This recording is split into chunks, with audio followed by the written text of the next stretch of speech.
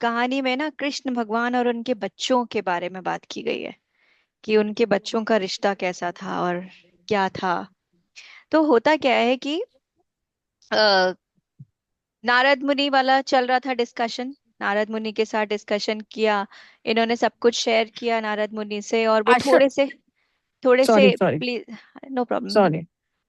थोड़े से comfort zone में जब आए तो उन्होंने बाहर निकले, बस बाहर निकले, थोड़ा सा रिलैक्स फील कर रहे थे क्योंकि उन्होंने सब कुछ शेयर कर लिया था। बस वो सीढ़ियों से उतर ही रहे थे, तभी अचानक फिर से एक द्वारपाल भागता हुआ आया पीछे से। प्रभु प्रभु प्रभु, महाराज अग्रसेन ने आपको इमिडिएटली सभा में बुलाया है। महाराज अग्रसेन कौन था? देखो, द्वारका बनाई थी कृष्ण भगवान ने, मगर द्वारका के राजा थे महाराज अग्रसेन। महाराज अग्रसेन कौन थे? कृष्ण भगवान के नाना जी। तो जब कंस का वध हुआ था तो कंस ने कृष्ण भगवान के मम्मी पापा, प्लीज अनम्यूट कर, अपने आप को म्यूट कर लीजिए, आपके डिवाइस किसी का ऑन है।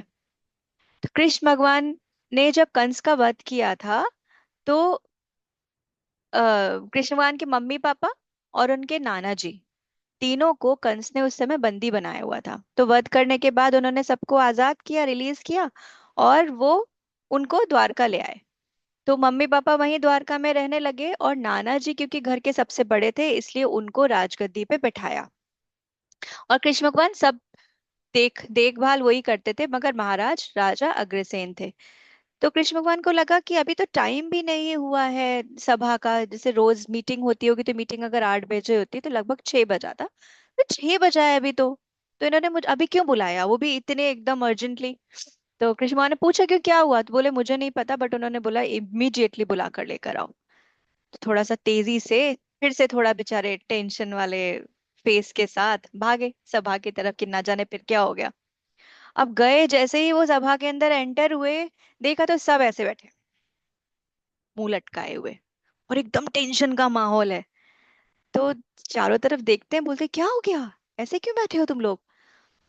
तो महाराज अग्रसेन बोलते हैं कि पूछो अपने बच्चों से क्या किया है इन्होंने।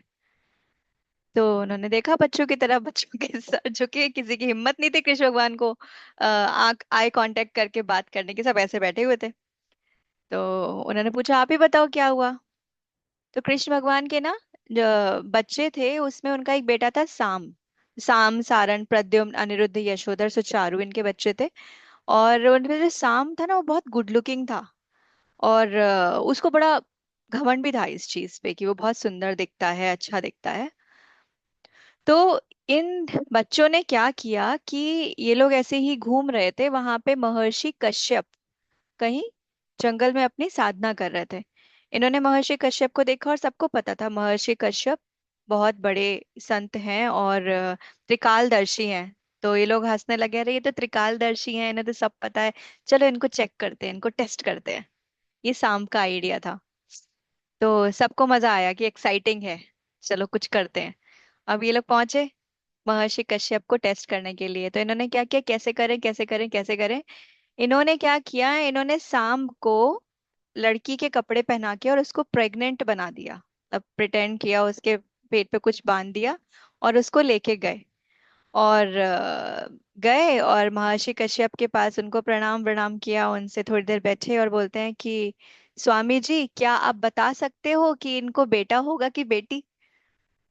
अब महर्षि कश्यप तो देखते से ही समझ गए कि ये कौन है और ये क्यों आए हैं। अब उनको गुस्सा आ रही है, हाँ, बट वो कुछ नहीं बोले। उन्होंने 2 मिनट के लिए मतलब चुप रहे कि शायद इनको समझ में आ जाए कि ऐसा नहीं करना चाहिए। बट फिर भी उन्होंने फिर से बोला, नहीं स्वामी जी, हमको आपको देखकर ही लगा आप में बहुत तेज था, तो हमें लगा शायद आप हमारी मदद कर पाओगे। इनके घर में बहुत टेंशन है, अगर इनको पता नहीं चलेगा तो इनके घर वाले चाहते हैं कि बेटा ही हो, और ऐसे करके कुछ तो भी कहानी बनाई। और उन्होंने बोला तो आप बता सकते हो क्या कि इनके क्या होने वाला है? तो महर्षि कश्यप ने बोला कि मुझे सांब, मुझे पता है तुम ये क्यों कर रहे हो, और तुम लोग मुझे टेस्ट करना चाहते हो, तुम्हें पता नहीं है कि मैं कौन हूं। अब ये लोग डर गए कि ये क्या हुआ, इनको तो पता चल गया कि हम लोग क्या कर रहे हैं, हम गलत कर रहे हैं। और महर्षि कश्यप ने उनको श्राप दिया कि तुम्हारे तो सच में, लड़का था वो, तुम्हारे तो सच में कोख से कोई जन्म लेगा। तो अब मतलब ये तो बहुत ही ऐसी बात हो गई कि ऐसा कुछ होगा अगर तो समाज में क्या नाम खराब हो जाएगा और कितना बड़ा बात हो जाएगी। एक तो कृष्ण भगवान का बेटा वैसे ही इमेज कॉन्शियस था बहुत ज्यादा, फिर ये सब क्या। तो इन्होंने बहुत गिड़गिड़ाया, बहुत रिक्वेस्ट की कि ऐसे मत करिए, हमसे गलती हो गई, हम लोग तो सिर्फ ऐसे ही आए थे, हम देखना चाहते थे और हमको समझ नहीं है और ब्ला ब्ला। इन्होंने जो कर सकते थे बेस्ट पॉसिबल किया, बट महर्षि कश्यप का जो श्राप था वो वापस नहीं हो सकता था।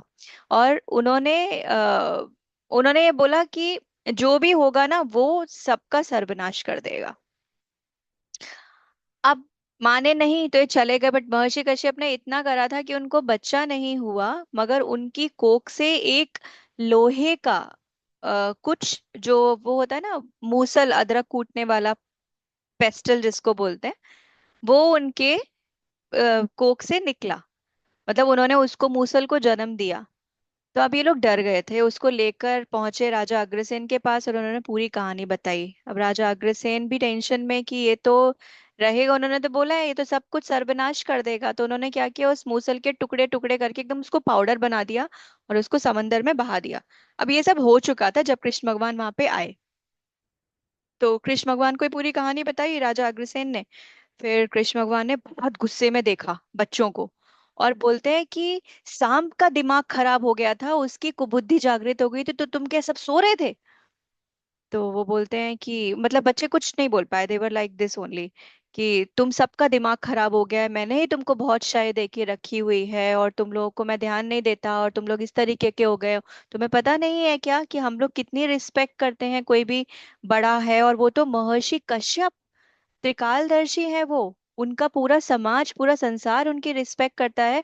तुम उनके साथ ऐसे करके आ गए, तुम लोगों को कोई संस्कार नहीं बचे। इसे करके कृष्ण भगवान गुस्सा हो रहे हैं अपने बच्चों के ऊपर। तो राजा बोलते हैं कि देखो मैंने उस मूसल का पूरा चूरन करके उसका पाउडर बना के समुद्र में डाल दिया है, तो मोस्ट प्रोबेबली ये लोग थोड़ा सेफ हैं कुछ समय के लिए। ऐसा करके अब कृष्ण भगवान पूछते हैं कि अब मैं ये जानना चाहता हूं कि ये किया क्यों, क्या चल रहा था तुम्हारे दिमाग में, तुम लोगों ने ऐसा कैसे किया और सबके दिमाग में यही बदमाशी कैसे आई। तो उनका बेटा, सबसे बड़ा जो बेटा कृष्ण भगवान का, उनका नाम है प्रद्युम्न। तो प्रद्युम्न ने बोला कि पिताजी आपको तो पता ही है कि यादव कुल के लोगों को मदिरा और द्यूत का कितना शौक है। द्यूत इज द जो गैम्बलिंग होती है, जिसके कारण कौरव और पांडवों के बीच में जो गेम हुआ था ना, जिसके कारण पूरा कुरुवंश खत्म हो गया, तो उसको बोलते हैं द्यूत। और मदिरा, मदिरा मतलब अल्कोहल इंटेक का बड़ा शौक है यदुवंशियों को। तो ये तो आपको पता ही है। और उसी के कारण ये लोग इन्फ्लुएंस्ड थे और ये खेल खेल में जाकर इन्होंने ये हरकत कर दी। अब तो इनका पारा और चढ़ गया, ये बहुत गुस्सा है इस चीज पे। और कृष्ण भगवान बोलते हैं, कृष्ण भगवान ने 2 मिनट गुस्सा करने की बजाय उन्होंने 2 मिनट के लिए सोचा कि अभी ना ये लोग डरे हुए हैं, तो अभी ऐसा कुछ किया जा सकता है कि ये चीज कंप्लीटली खत्म हो जाए।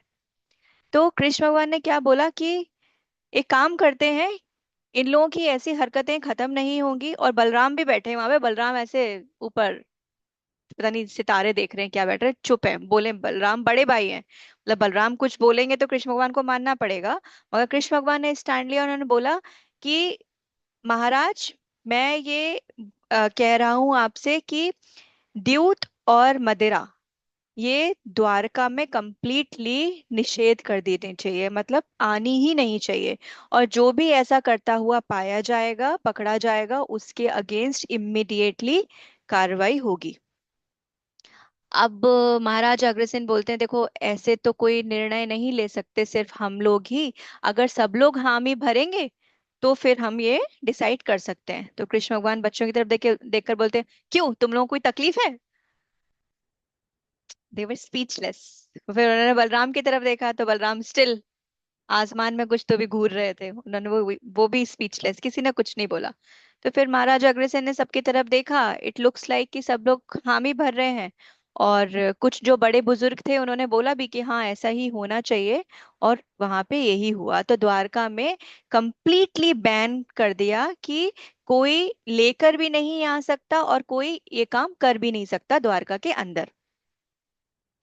अब बहुत टेंशन का माहौल हो गया, क्योंकि जिन लोगों को रोज की आदत है, आपको याद है पिछली बार हमने क्या सुना था कि नारद जी ने बोला आपने ना सब इन सबको बहुत ज्यादा दे दिया है, बहुत ज्यादा दे दिया है, तो जब उनके पास सारी सुख सुविधाएं हैं तो इनके पास काम करने को, मेहनत करने को कुछ है ही नहीं, तो वो यही सब चीजें कर रहे हैं। तो उन्होंने बोला कि अब ये घूम रहे हैं, ये लड़के रोज घूम रहे हैं वहां पे और बहुत टेंशन में है, परेशान में है कि कैसे करें क्या करें। और अब तो पिताजी से तो कुछ कह भी नहीं सकते, वो तो बहुत ही ज्यादा नाराज होंगे, तो उनसे तो मतलब ही नहीं है कोई भी, और क्या किया जाए। तो उनको उम्मीद थी बलराम से, ताऊजी से, क्योंकि ताऊजी वॉज ऑल्सो इनटू इट और उनको बहुत ही शौक था। ताऊजी से तो बिल्कुल भी नहीं रुका जा रहा था। तो ताऊजी ने क्या किया कि वो अपने ही रूम में, अपने रूम में जाकर उन्होंने सारे अरेंजमेंट्स किए और वो वहां पे करने लगे। तो पहले तो द्वारपाल को जब बुलाया तो द्वारपाल ने बोला कि ये तो निषेध है। तो उन्होंने बोला कि मैं तुमको बोल रहा हूँ, मैं घर का सबसे बड़ा हूँ और निषेध है, द्वारका में अगर कोई अपने पर्सनल रूम में कुछ भी करता है तो कोई कुछ नहीं बोल सकता। फिर उनकी वाइफ भी आई, उन्होंने भी उनको बोला कि आप ये बहुत गलत कर रहे हो, थोड़ा झगड़ा वगड़ा भी हुआ, टेंशन हुई, बट वो नहीं माने, उन्होंने अपना ग्लास उठाया और वो जाके गार्डन में खड़े होके ही कीप ड्रिंकिंग। और अ, आपस में उन लोगों की बात बात नहीं हुई, ये बात खत्म हो गई। अब ऐसा कई दिन तक चल रहा था और ये जो बच्चे थे, जो सारे यूथ था, वो परेशान घूम रहे थे कि क्या करें क्या करें, ऐसे कब तक चलेगा। अब आदत थी तो उनसे रहा ही नहीं जा रहा था। तो इनके दिमाग में आइडिया आया कि चलो ताऊ जी के पास चलते हैं, उनको ये बोलते हैं कि देखो निषेध है द्वारका के अंदर, बट अगर हम बाहर जाके करेंगे तो बाहर तो कोई प्रॉब्लम नहीं है, मगर हमको इसमें उनकी परमिशन लेनी पड़ेगी क्योंकि वो घर के बड़े हैं और वो खुद भी इंटरेस्टेड हैं, तो वो शायद हमारी बात मान जाएंगे और हम ऐसा कर पाएंगे। तो बड़ी उम्मीद के साथ ये साम सारण और ये लोग गए। प्रद्युम्न ने गया, प्रद्युम्न इसके फेवर में नहीं था अभी तक। तो जैसे ही ये वहां गए तो द्वारपाल से पूछा कि हमको ताऊ जी से मिलना है। तो द्वारपाल ने बोला कि नहीं वो तो है नहीं, वो तो गार्डन में गए हुए हैं। बोले गार्डन में क्यों गए हुए हैं? तो बोले वो ऐसे ही बहुत ज्यादा थक गए थे और उसने कुछ घुमा के बात करी, बट ये लोग समझ गए कि शायद he started in Mahal only, palace only, शुरू कर दिया उन्होंने। तो शाम का दिमाग चला, सामने बोला अच्छा ठीक है ठीक है, हम फिर उनसे अभी नहीं मिलते, हम उनको डिस्टर्ब नहीं करेंगे, उनको आराम करने दो और उनको हमारा प्रणाम करना, और ये चले गए। अब सामने ऐसा बोला, सारण बड़ा गुस्सा हुआ, बोले ये क्या तरीका है, इतनी प्लानिंग करके हम लोग इतना डिस्कस करके यहाँ पहुंचे और उनसे बात भी नहीं करी और तुम बोल रही हो कि चलो यहाँ से। तो बोलते हैं कि अब जब वो खुद ही कर रहे हैं तो हमें उनसे परमिशन की क्या जरूरत है?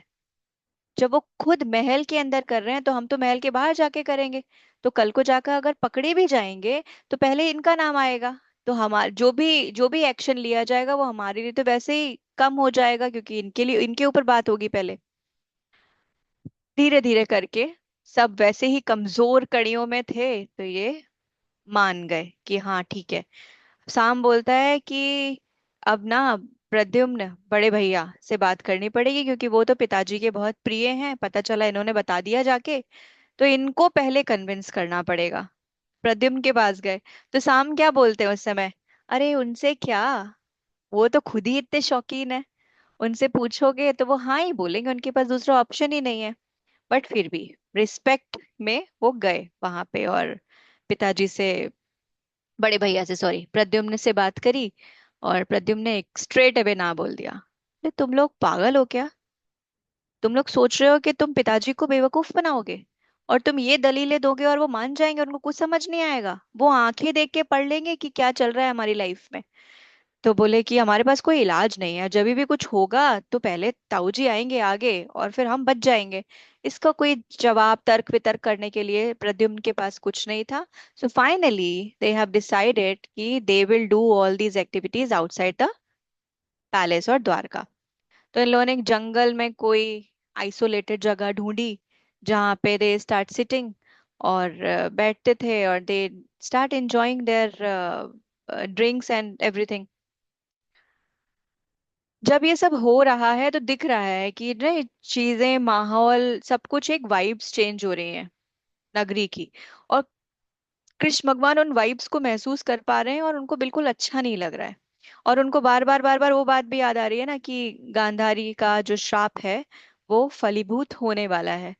तो यहाँ पे क्या वो नोटिस कर रहे हैं कि जब भी सभा होती है तो बलदाऊ, मतलब कृष्ण भगवान के जो बड़े भाई हैं, वो हमेशा टाइम पर आते थे, और वैसे भी वो बड़े हैं तो वो हमेशा टाइम पर आते थे। अभी वो लेट आते हैं, और इतना लेट आते हैं कि सभा खत्म होने वाली होती है तब आते हैं, खत्म होने के पहले चले जाते हैं। और अगर चल भी रही हो, मतलब कि लास्ट में भी गए तो भी किसी से बात नहीं करते, बस खत्म हुए और वो सीधा चले गए। तो वो फेस नहीं कर रहे थे किसी को, और कृष्ण भगवान को तो कर ही नहीं रहे थे। तो कृष्ण भगवान को बहुत अटपटा लगा कि ये सब क्या तरीका है, ऐसा क्यों कर रहे हैं। तो कृष्ण भगवान गए उनके कक्ष में उनसे मिलने के लिए, उनके रूम पर गए उनसे मिलने के लिए। और तो कई बार हुआ, द्वारपाल ने बोला कभी वो सो गए हैं, कभी बोला कि वो है नहीं, कभी बाहर गए हैं, कभी कुछ काम है। पर द्वारपाल ने उनको मिलने नहीं दिया, क्योंकि उसको स्ट्रिक्ट इंस्ट्रक्शंस थे कि मेरी अनुमति के बिना मेरे कक्ष में कोई नहीं आएगा। अब कृष्ण भगवान का और टेंशन का कारण कि ऐसे कैसे हो सकता है। एक तो मैं गया उनसे मिलने, तो ऐसा तो नहीं हो सकता कि द्वारपाल ने बताया ना हो कि मैं आया था। इनको पता है मैं आया था, उसके बाद भी इन्होंने अगले दिन ऐसे आंखें झुका के चले गए। इन्होंने मुझसे पूछा भी नहीं, कह रहे तुम आए थे कल, क्या हुआ, कोई बात थी क्या। तो कोई पूछ ही नहीं रहे थे। टेंशन में है, परेशान है। और फिर जैसे तैसे दिन निकला, रात में वो पहुंचे अपने अपने सोने का टाइम हुआ तो अपने रूम में जा रहे थे। तो रूम में जाने में क्या हुआ, ये उस दिन बहुत लेट हो गए। टेंशन में थे, खो गए कहीं, अंदर जाने का इनका मन ही नहीं हो रहा था। तो क्योंकि कोई मेहमान नहीं आए थे, कोई स्पेशल मीटिंग नहीं थी, कोई स्पेशल डिस्कशंस नहीं थे, कोई परेशानी नहीं थी, तो उनकी वाइफ को पता था कि वो हमेशा टाइम पर ही आते हैं, तो उस हिसाब से वो अपने रूम में गई। ये पहुंचे ही नहीं 12 बजे तक। अब उनको टेंशन हो रही है कि ऐसा कैसे हो गया कि ये तो कभी लेट नहीं होते। ये पहुंचे लेट, 12 बजे के आसपास कमरे में। तो गए और जाकर कोने में बैठ गए। तो रुक्मिणी जी भी आई, वहां पे जाके बैठ गई, और इनके चेहरे पे कोई शिकन नहीं थी। I was pretending that he is absolutely fine. तो उन्होंने पूछा कि कुछ बहुत अर्जेंट काम आ गया था क्या, आप ऐसे। तो कृष्ण भगवान समझ गए ये पूछना चाह रही हैं कि लेट क्यों आए हो। तो उन्होंने कहा कि नहीं, काम तो सब कुछ ऑटोमेटेड मोड पे चल रहा है, ऐसा कोई बहुत काम नहीं है, मगर बस ऐसे ही मैं लेट हो गया। बोली अच्छा, बोली मैं बहुत परेशान हूँ, क्या आप मेरी परेशानी का निवारण करोगे, सल्यूशन निकालोगे। तो बोले आपकी परेशानी मेरी परेशानी, ऐसी क्या परेशानी, आप ऐसी कौन सी बात होगी जो आपको परेशानी लग रही है, आप बोलो, हम इस बारे में बात करेंगे। तो वो बोलती हैं कि ये बच्चे इतने दिन से मिलने ही नहीं आए, ऐसा कभी होता ही नहीं था कि गुड मॉर्निंग गुड नाइट प्रणाम कुछ भी करने नहीं आते, चेहरा ही देखने नहीं आते। कितने दिन हो गए, आप तो फिर भी इनसे मिल लेते होगे सभा में, मैंने तो इनको देखा ही नहीं ना जाने कब से। तो सुन रहे हैं कृष्ण भगवान और समझ भी रहे हैं, क्योंकि यही चीजें हो रही हैं बलराम के केस में भी। तो ये बोलते हैं कि अच्छा। फिर बोले कि ये बोले कि मैं आज गई थी इनसे मिलने के लिए। तो कृष्ण भगवान थोड़ा सा लगा कि शायद मिली होंगी तो कुछ बताएंगी।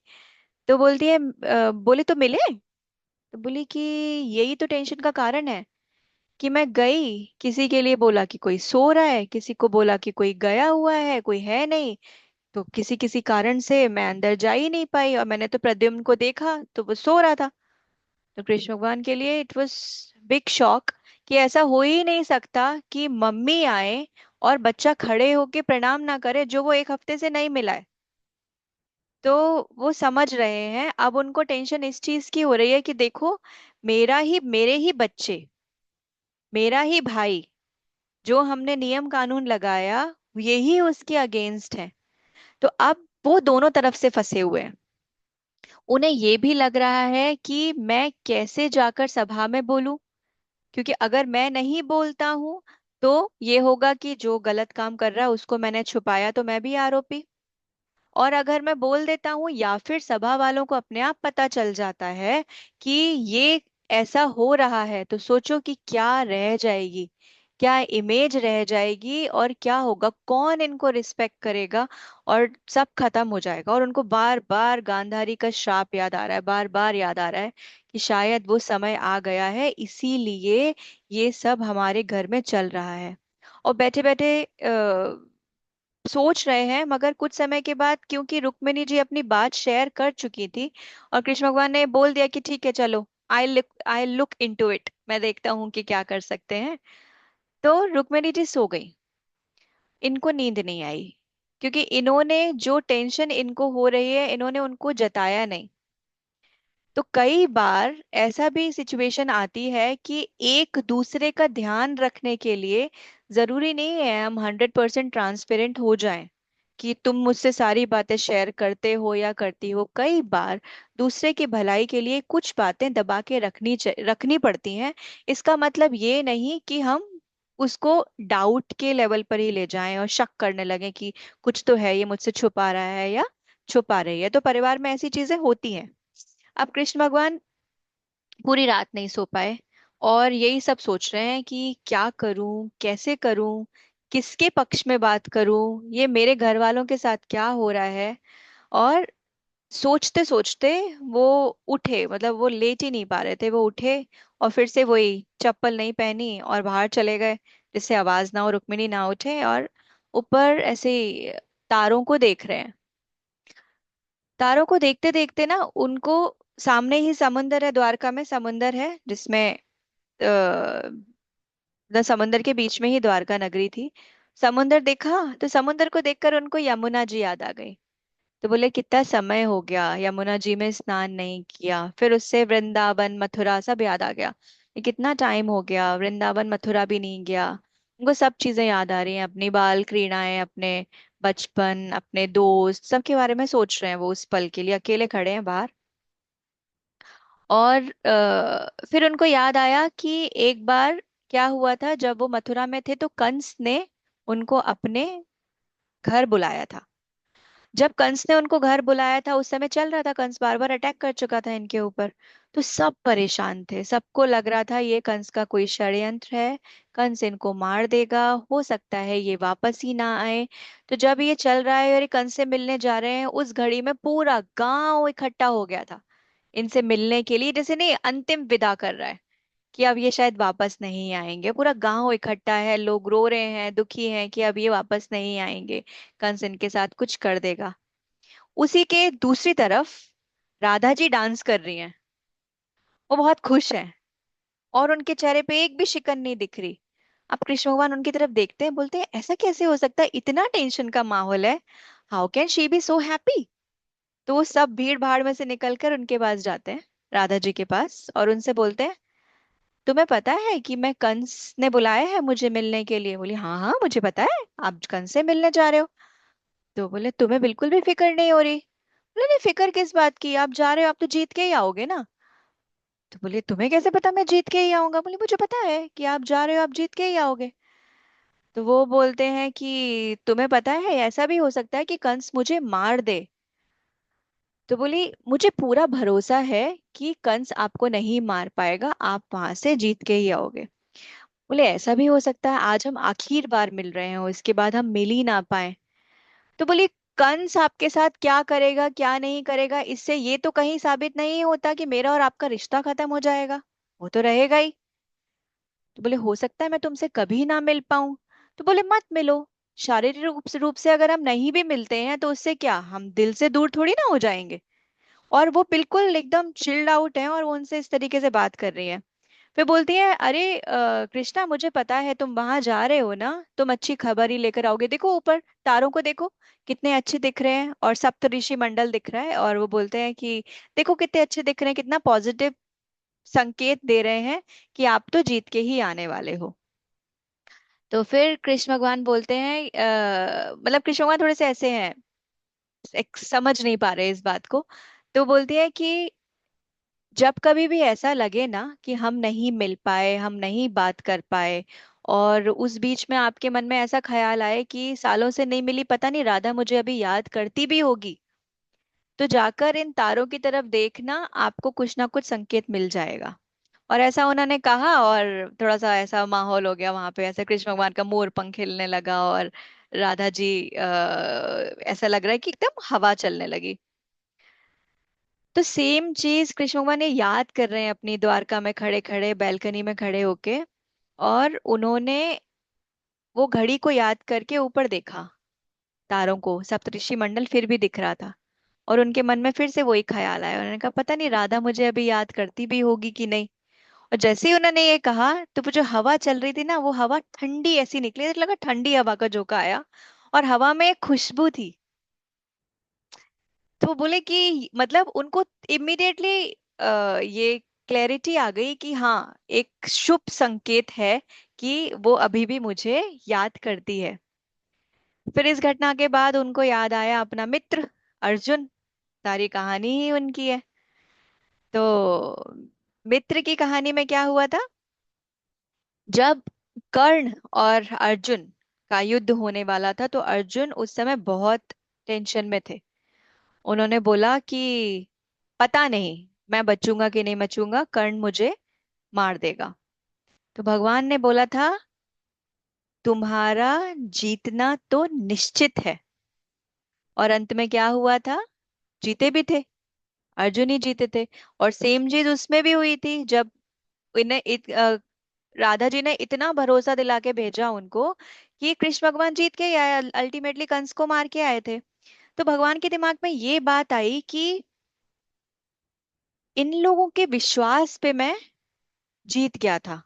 मतलब अर्जुन को मैंने बोला तो अर्जुन जीत गया, और राधा जी ने मुझे बोला तो राधा के विश्वास पे मैं जीत गया।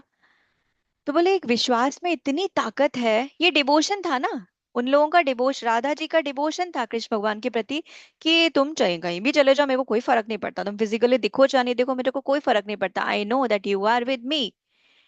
ये सुन के मैं आप सबके चेहरे और आप सबके मन का भाव समझने की कोशिश कर सकती हूँ कि भगवान तुम्हें दिखाई दे, मुझे दिखाई दे, नहीं दे, क्या फर्क पड़ता है। उनको पता है कि हम सब कॉन्करर्स हैं, और अपने दुनिया की चाहे कितनी भी बैटल्स हैं, वो जीतने वाले हैं। तो वो विश्वास हमको वो ताकत देता है, वो क्षमता देता है, बार बार बार बार, जैसे गोल्डी जी ने बोला, कई बार ऐसा लगता है कि बस हो गया बहुत, मगर जैसे ही ये वाली फीलिंग आ जाए, यार उनको मेरे पे भरोसा है, मतलब कुछ तो है मुझ में खास, मैं तो जीतूंगी। और अल्टीमेटली यही होता है, चाहे लाइफ के किसी भी बैटल, कोई भी बैटल हो जाओ, पीछे मुड़ के देखो, सोचो, तो सारे बैटल्स हम जीत के ही आ रहे हैं ना, आगे आगे आगे आगे आगे आगे। तो ये उनका विश्वास हमारे ऊपर वो स्ट्रेंथ बनाता है, तो इसी विश्वास की यहाँ पे बात हो रही है। अब कृष्ण भगवान ये सब सोच रहे हैं, और थोड़े से इजी हो गए हैं, क्योंकि उनको वो पुरानी बातें याद आ रही हैं, थोड़ा सा अच्छा लग रहा है उनको। दूसरी तरफ बलराम, बलराम को पता चला, द्वारपाल ने बताया कि बच्चे आए थे आपसे मिलने। बोले बच्चे आए थे, तुमने बताया नहीं मुझे बच्चे आए थे मिलने। बोले आप थे ही नहीं, आप तो मदिरा पान कर रहे थे वहां गार्डन में खड़े होके, तो मैं कैसे भेज देता उनको आपके पास। तो बोले तो तुमने क्या बोला। तो बोले मैंने बोला कि आप कहीं बिजी हो, और आपने बोला है अभी आप किसी से मिलोगे नहीं, और आप गार्डन में हो, तो वो चले गए। तो समझ गए बलराम, कि बच्चे समझ गए कि मैं क्या कर रहा था, इसलिए बच्चे मुझसे मिले नहीं और चले गए। अब इनको और टेंशन हो रही है कि सोचो बच्चों को ये बात पता चल गई है, अब वो अपने जीवन में क्या कर रहे होंगे, अब इनको बच्चों की फिक्र हो रही है कि वो क्या कर रहे होंगे। मगर बलराम इस समय गिल्ट ट्रिप पे हैं, उनका एडिक्शन उनसे छूट भी नहीं रहा। हर दिन सोचते हैं बस आज, कल नहीं करूंगा, बस आज कल नहीं करूंगा, और फिर जब समय आता है फिर उनसे वो गलती हो जाती है। और ऐसा वो बेचारे कर रहे हैं, और एक्सट्रीम गिल्ट में हैं, इस चक्कर में वो कृष्ण भगवान को फेस नहीं कर पा रहे। बोले कृष्ण का तो मुझे पता है, वो मुझे सिर्फ एक बार आंखों भर में देख भी लेगा ना, तो भी उसको समझ में आ जाएगा, और बल्कि वो समझता है, उसको पता है कि क्या कर रहा हूं मैं, मगर सिर्फ रिस्पेक्ट में वो मुझे कुछ नहीं बोल रहा, उसको पता है। तो वो डर रहे हैं अब बच्चों को भी फेस करने में, और कृष्ण भगवान को भी फेस करने में, कि इनके साथ जाऊं कैसे, इनके सामने जाऊं कैसे, इसलिए वो सभा में नहीं जा रहे हैं। तो कृष्ण भगवान के अंदर क्या क्या चल रहा है, वो सोच रहे हैं कि मैं जिस सिचुएशन में हूं, जहां पे मेरा भाई, मेरे बच्चे सब मुझसे अलग हो गए, सबने छोटी छोटी चीजों के लिए मुझे त्याग दिया, तो उनको ऐसा नहीं फील हो रहा कि मैं अकेला चीजों को हैंडल कर रहा हूं या लड़ रहा हूं। उनको ऐसा लग रहा है कि कितने स्वार्थी हैं लोग, ये मेरे परिवार ही कितना स्वार्थी है कि इन्होंने इतनी छोटी सी चीज के लिए मेरे को इग्नोर करना शुरू कर दिया, मेरे से बात ही नहीं कर रहे, कोई मेरे पास नहीं आ रहा, मेरा खुद के बच्चे, मेरा सगा बड़ा भाई, जिसने मैंने एक दूसरे के लिए क्या नहीं किया, बट आज इतनी सी छोटी चीज के लिए ये लोग मेरे सामने नहीं आ रहे।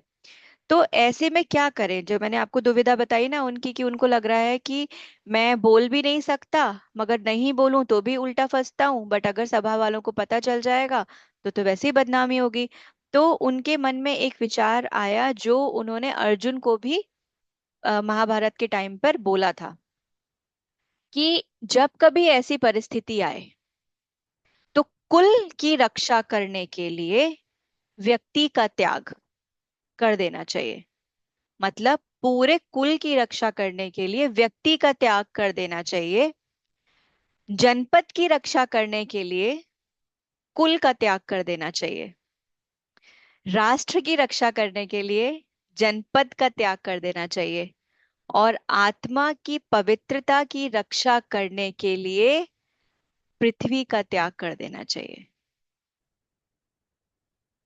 स्वार्थ नहीं है, यहाँ बात हो रही है कि भगवान ने बोला, अर्जुन को बोला था, अब वो टाइम उनको लग रहा है कि now I have to accept कि गांधारी का श्राप फलीभूत हो रहा है। इस चक्कर में मेरे घर में एक कृष्ण भगवान जैसा आइडियल फादर, है ना, आदर्श पिता, उसने क्या तो भी संस्कार नहीं दिए होंगे जब अर्जुन को, और हम जैसे इतने सारे अर्जुनों को इतने संस्कार दे दिए, क्या उन्होंने अपने बच्चों को नहीं दिए होंगे? बट जरूरी नहीं है, हम पूरा जीवन लगाते हैं अपने परिवार के पीछे, अपने संसार के पीछे, अपने बच्चों के पीछे, मगर भगवान ने जो कहा था ना पहले, तुम्हारा काम है सिर्फ अपना काम करना, उसके आगे कोई गारंटी नहीं है। तुम ये सोचो कि अब ये जाकर बुढ़ापे में मेरा सहारा बनेंगे, नो वन नोज। भगवान के बच्चे भी नहीं बने थे सहारा उनका, तो उनसे एक्सपेक्टेशंस करना ही तुम्हारे दुख का कारण बन जाएगा।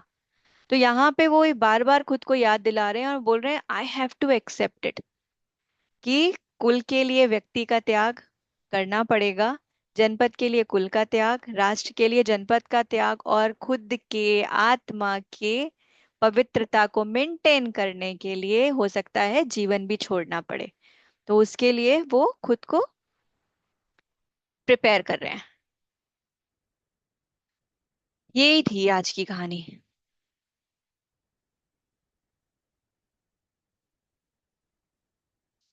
बहुत सारी थी, बट इस कहानी में क्यों बुला रही थी मैं आप सबको, कि देखो हमारा जीवन भी तो यही कर रहा है ना, हमारे सुख दुख का कारण यही संसार, यही परिवार, और करते हैं इनके लिए बहुत अच्छी बात है, वो तो हमारा कर्म है, हम उनके लिए कर रहे हैं, ये हमारा कर्म है।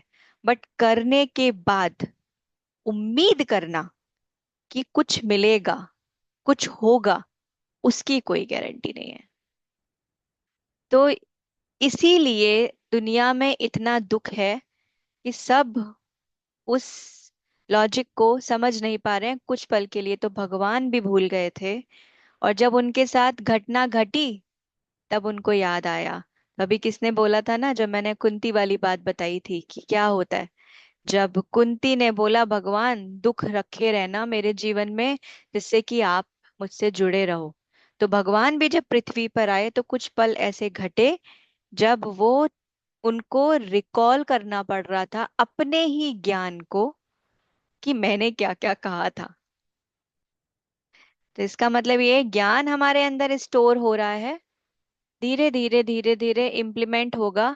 सिर्फ एक चीज का ध्यान रखना, अपनी अपनी आत्मा की पवित्रता की जिम्मेदारी हमारी खुद की ही है।